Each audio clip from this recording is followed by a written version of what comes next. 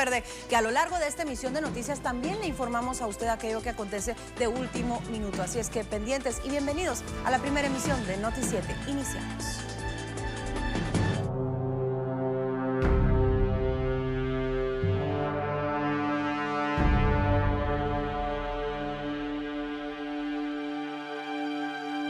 Bueno, y vamos ahora con el detalle de las noticias, ya que veteranos del ejército, puntos estratégicos del país. Los exsoldados de tropa del ejército han advertido sobre paralizar por días el país con bloqueos para solicitar avances en la iniciativa de ley 5664 que propone el pago de un bono honorífico de 120,000 quetzales. A la fecha, las comisiones de Defensa, Finanzas y Derechos Humanos aún no han emitido dictamen. Si no se nos responde a nosotros conforme los ofrecimientos que nos han dado, nosotros estamos siéndonos obligados a hacer un paro nacional la próxima semana. Se le entregaron 14 nóminas de 14 asociaciones y se nos ofreció que se les iba a pagar esas nóminas. Entonces, por lo cual nosotros ya cumplimos como hombres de honor que somos. Ahora queremos que ellos cumplan como servidores públicos que son. Las distintas asociaciones entregaron al Estado de Fuerza Mayor del Ejército las nóminas para dar certeza a la cantidad de veteranos que participaron durante el conflicto armado interno. Este era uno de los requerimientos de las comisiones del Congreso de la República. Sin embargo, aún hace falta el cálculo estimado para que se refleje en el presupuesto. Hablemos ahora del parque vehicular en la ciudad de Guatemala. De hecho, ha crecido bastante y sigue creciendo, según registro de la SAT. Si usted pensaba que la pandemia reduciría el tráfico, se equivoca. Lejos de disminuir, el parque vehicular sigue aumentando. De enero a septiembre de este año, cada hora se incorporaron a calles y avenidas 40 vehículos, entre particulares, comerciales y principalmente motocicletas. En 9 meses, el registro fiscal de vehículos de SAT reporta 262,416 nuevos vehículos, lo que eleva las cifras y hace que la cantidad de unidades vehiculares en Guatemala sea de 4,359,216, mientras que en todo 2020 fueron 4,096,800. Los departamentos con mayor cantidad de vehículos en circulación son Guatemala, Quetzaltenango, Escuintla, San Marcos, Huehuetenango y Zacatepeques. Solo en septiembre la SAT registró 42,392 nuevos vehículos, 6 de cada 10 eran motocicletas.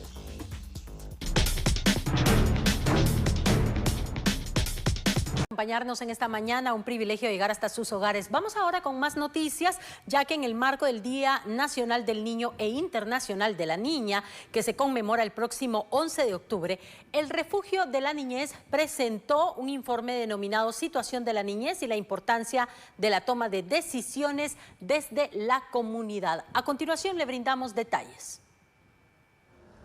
El informe presentado por el Refugio de la Niñez señala que al 15 de septiembre de 2021 a nivel nacional se ha denunciado en el Ministerio Público más de 12,000 delitos contra niños, niñas y adolescentes, siendo las causas la violencia sexual, agresión sexual, maltrato infantil, trata de personas y la pornografía infantil. Según el documento, el 70% de los casos denunciados corresponde a niñas o adolescentes. De más de 3,400 casos de violencia sexual o violación sexual ya reportados en el INASIF, estamos hablando de 1,441 denuncias por agresiones sexuales, estamos hablando de 6,992, casi 7,000 casos de maltrato infantil, y cuando nos referimos al maltrato infantil no es una nalgadita como se dice normalmente, sino que ya es un maltrato que deja la violencia física, marcas muy fuertes en el cuerpo de las niñas y los niños, donde llama la atención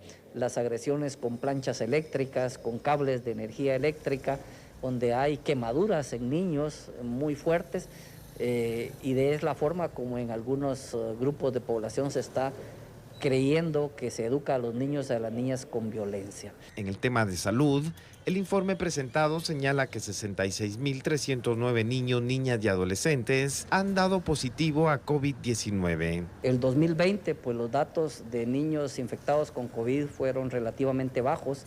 Sin embargo, en el acumulado al 2021, ya estamos hablando de más de 66,000 casos de niños infectados con COVID, de los cuales tenemos 154 niños fallecidos.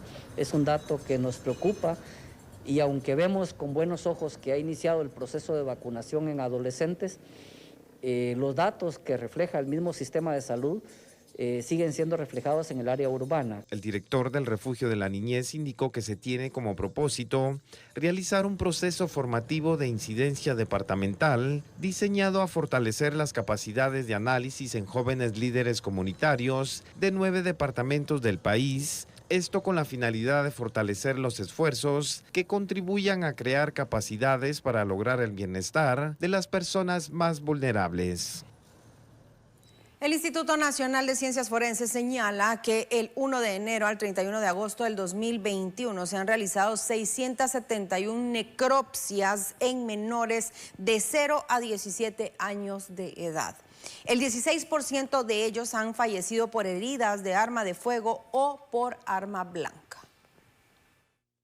Estadísticas del Instituto Nacional de Ciencias Forenses señalan que al 31 de agosto, es decir, 242 días transcurridos de 2021, se han realizado 671 necropsias en menores de edad, siendo las principales causas las heridas de arma de fuego con 100 casos, de los cuales 81 han sido masculinos y 19 femeninos, asfixia por suspensión con 63 y traumatismos por hechos de tránsito con 180 casos. Del total de necropsias, 162 se han realizado en menores de 1 año, 86 casos en menores de 1 a 4 años de edad, 61 casos en niños de 5 a 9 años, 128 necropsias en menores de 10 a 14 años y 234 casos en adolescentes de 15 a 17.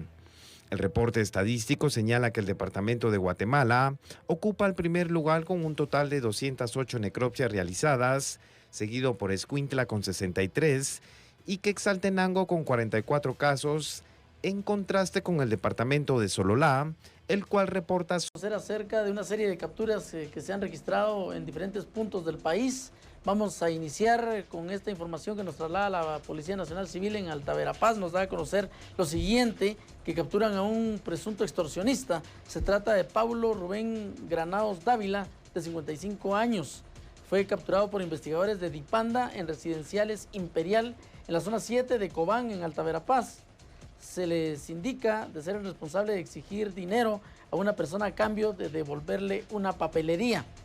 La captura se realizó en seguimiento a una denuncia donde la víctima recibió una llamada de una persona que le indicó ser trabajador de la Dirección General de Transportes, extremo que se está investigando. Además, se indicó que existía inconveniente con el piloto del autobús, propiedad de la víctima, el cual le fue retirada la tarjeta de operaciones y a cambio de devolvérsela debía entregarle la cantidad de 800 quetzales. Caso contrario, pagaría una multa de 5,000 quetzales. Ese es el informe que nos traslada la Policía Nacional Civil y es por ello que se procede a la captura. Los investigadores realizaron un operativo y proceden a una negociación hasta llegar a un acuerdo del lugar y hora de la entrega del supuesto dinero.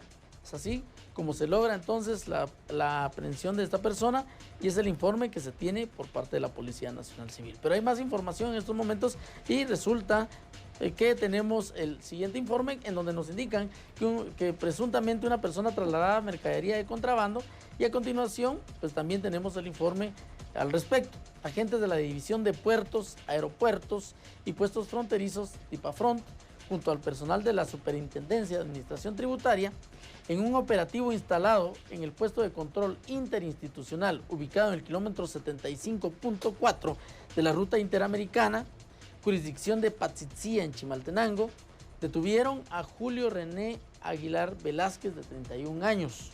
Así que a esta persona la capturan porque presuntamente trasladaba mercadería de contrabando. Son informes que nos traslada la Policía Nacional Civil y que nosotros se lo estamos proporcionando en estos momentos toda la información. Esta persona se conducía en un camión furgón con placas C294BRQ, llevando varios bultos de prendas de vestir y tenis de origen mexicano, presuntamente de contrabando. Al solicitarle la documentación que acreditara la propiedad y procedencia de la mercadería, indicó carecer de la misma. Por tal razón, se pone a disposición del juzgado correspondiente. Es por esto que él tiene entonces que demostrar que esa mercadería no es de contrabando. Él lo tiene que demostrar y es así como la policía entonces, mientras no lo ha demostrado, lo captura y lo traslada hacia un juzgado correspondiente. Este es un informe que nos traslada la PNC y con esto pues ya le estamos actualizando acerca de capturas que nos da a conocer la Policía Nacional Civil. Vamos con más noticias.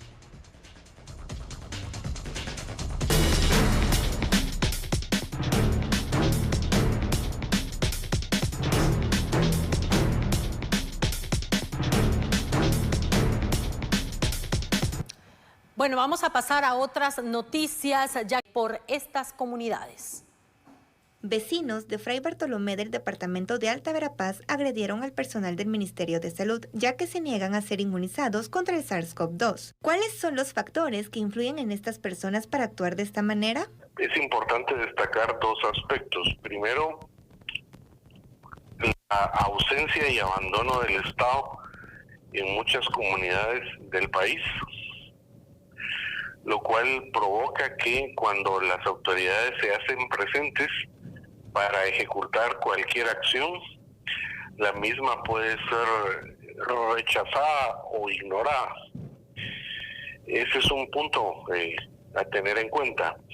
Y el otro es que en muchas comunidades de Guatemala es preciso que la vacunación se acompañe de procesos de mediación cultural, dado que en muchas comunidades hay resistencia a vacunarse por distintos motivos. En tanto, autoridades de salud anunciaron acciones legales contra quienes agredieron a los integrantes de una brigada de vacunación en Alta Verapaz. El pasado lunes, un grupo de 11 vacunadores fueron agredidos por pobladores de la aldea Mahuilá 1 del municipio de Fray Bartolomé, Alta Verapaz, quienes se negaron a ser inmunizados contra el COVID-19. Además, los pobladores destruyeron 50 dosis de la vacuna Moderna. Ante estos hechos, autoridades del Ministerio de Salud anunciaron denuncias penales. Y son objeto de diseño de nuevas estrategias de comunicación y de acceso para permitir la vacunación. Sí se van a presentar denuncias ante el Ministerio Público por daño a la propiedad del Estado, por la destrucción del biológico, que no debe de ser así. Es la primera vez que se da una situación de esta magnitud. Pero hay que sentar un precedente, sobre todo para garantizar la vida de nuestro personal de salud. Los trabajadores de salud fueron retenidos durante 7 horas. Además, se les despojó de sus teléfonos celulares. Los pobladores pincharon la llanta del vehículo en el que se trasladaban y cerraron las salidas del lugar. Autoridades señalaron que en varias comunidades han rechazado la vacuna por la creencia de ciertos mitos. Bueno, y ahora escuchemos el 100%. Recuerde que estas son noticias falsas, por lo cual autoridades de salud llaman a la prevención. 150 quetzales es el costo de una prueba casera de COVID-19 en Guatemala. Sí, así como lo escucha. En redes sociales circulan publicaciones de personas que pusieron a la venta este tipo de pruebas de antígeno. En las publicaciones se describe como una prueba nasal sin dolor, con resultados en 15 minutos aprobadas por la FDA. Cada caja contiene 2 unidades. Pero según la Dirección de Regulación, Vigilancia y Control de la Salud, estas pruebas no son de venta libre. Es por ello que las autoridades ya presentaron las denuncias correspondientes. Hay un departamento encargado de eso que da seguimiento a las denuncias y que sobre todo busca la calidad de la prueba, evitar el fraude en la realización de estas pruebas. Pero actualmente no está autorizado que las pruebas las practique uno mismo en casa. No, en este momento no. Autoridades del Ministerio de Salud reiteraron que las pruebas de COVID-19 únicamente se realizan en los laboratorios autorizados por el Departamento de Regulación, Acreditación y Control de Establecimientos de Salud. Bueno, por aparte, déjeme comentarle que el director del área de salud de Quetzaltenango fue removido de su cargo. Este día fue notificado el director del área de salud de Quetzaltenango que ya no permanecería más en su cargo. El doctor Juan Nájera indicó que no sabía la causa de su remoción del cargo. Sin embargo, días atrás se venía realizando una investigación al tener posibles nexos con un hospital privado que venía funcionando de manera ilegal, y el mismo fue clausurado. Además, se investiga la posibilidad que en dicho hospital se llegara a usar medicamento asignado para pacientes de COVID del hospital CEFEMER, situación por la que no fue sorpresa saber de la remoción de su cargo del doctor Juan Nájera. El día de hoy por la mañana vino esta notificación y, como les digo, pues a partir del día de hoy, un servidor de ustedes ya no es más el director de área de salud de Quetzaltenango. Ignoro cuáles sean las razones. Las ignoro porque en la notificación que se me hizo no se justifica en ningún párrafo las razones del despido. De momento se desconoce quién será la persona que llegue a ocupar el puesto. Son oficiales de la Policía Nacional Civil en conjunto con peritos y fiscales del Ministerio Público. Son 8 las diligencias que se realizan en distintos municipios, mencionando Villanueva, San Miguel Petapa, Mixco, zona 18 en la ciudad de Guatemala y también en el departamento de Escuintla. Ahora nos hemos trasladado para la colonia El Paraíso, ubicada en la zona 5 de Villanueva, en el sector conocido como El Frutal. Acá se está realizando otra diligencia cuyo objetivo es capturar a personas vinculadas con una red dedicada a la extorsión. De momento acá pues no se han registrado órdenes de captura, sin embargo estamos al pendiente de conocer estos extremos. Ustedes pueden observar el despliegue policial que existe en esta residencia que está siendo allanada. A partir de las 6 de la mañana los oficiales de la Policía Nacional Civil ingresaron pues a este recinto. No fue necesario el uso de la fuerza, ya que las personas que residen en este inmueble pues han colaborado con la diligencia correspondiente. De momento se conoce que ya se han efectuado 2 capturas en la vía pública, una en la zona 18, estamos hablando de una mujer, y también a otra persona que se le capturó en la zona 7 en la vía pública. Ellos pues ya registraban una orden de captura, estaban siendo buscados por los investigadores y las fuerzas policiales. Afortunadamente los pudieron pues detectar, seguir e interceptar y asimismo hacer efectiva esta orden de captura. Ustedes pueden observar, se está llevando a cabo la diligencia en este sector del municipio de San Miguel Petapa. Vamos a estar muy al pendiente para conocer pues el desarrollo de estas acciones y sobre todo también conocer cuántas son las capturas que se han efectuado a raíz de estos allanamientos que han sido girados este día. Conocemos también que estas personas que están siendo buscadas se dedican al cobro de la extorsión, específicamente de comerciantes, y también pues se conoce un dato preliminar que el que encabeza esta estructura criminal es una persona que se encuentra recluida en el centro carcelario de Escuintla y que es el que recibe pues el dinero producto de este delito. A él se le ha girado una notificación también. Es parte de la información, el reporte que tengo junto a mi compañero Luis Raimundo. Más adelante vamos a estar actualizando. Ya estuvimos en el asentamiento de la Independencia, en este caso en la zona 12 de Villanueva, y ahora nos hemos trasladado para este sector de la zona 5 del municipio de San Miguel Petapa. Existen otras diligencias que se están llevando. Gracias, Alfredo Mendoza, por estos datos. Es muy importante que usted pueda conocer que se están ejecutando estos allanamientos en diversos puntos. Acá ya podíamos conocer algunos de ellos tras la cobertura que nos brinda Alfredo Mendoza, y ya usted podía entonces saber que los funcionarios a capacitarse en buena gobernanza. El esfuerzo que requiere el combate del complejo fenómeno de la corrupción no puede ni debe ser asumido de manera individualizada por un organismo o una dependencia concreta. Por el contrario, experiencias internacionales acreditan que el grado de efectividad de las medidas anticorrupción se vinculan directamente con el nivel de coordinación interinstitucional existente. En este contexto, esta actividad de la que todos somos partícipes hoy día es de particular relevancia para el Estado en su conjunto. Hoy se presentan los resultados de distintas actividades formativas desarrolladas como resultado del cumplimiento del Convenio de Cooperación para la Buena Gobernanza, para propiciar la cultura de la transparencia, la rendición de cuentas y la prevención de la corrupción y la impunidad.